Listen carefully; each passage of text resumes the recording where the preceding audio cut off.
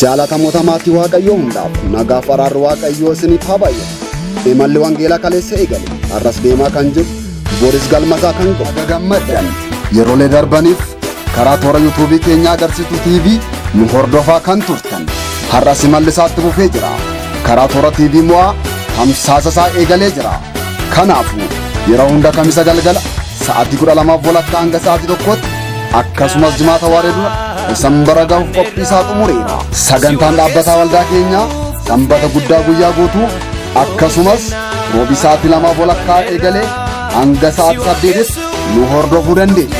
Maarree kan kaleessa gurraan dhagahaa turtan karaa abbaa mul'ataa waldichaa Raajii Daawit Hirphaa Qaamaayyoo mana hirmaata jechaa kan turtan waamichi isin gahee jira. Teessoon keenya godina Lixa Shawaa magaalaa Amboo kaampaasii Haacaaluu Hundeessaa fuulduratti argamna.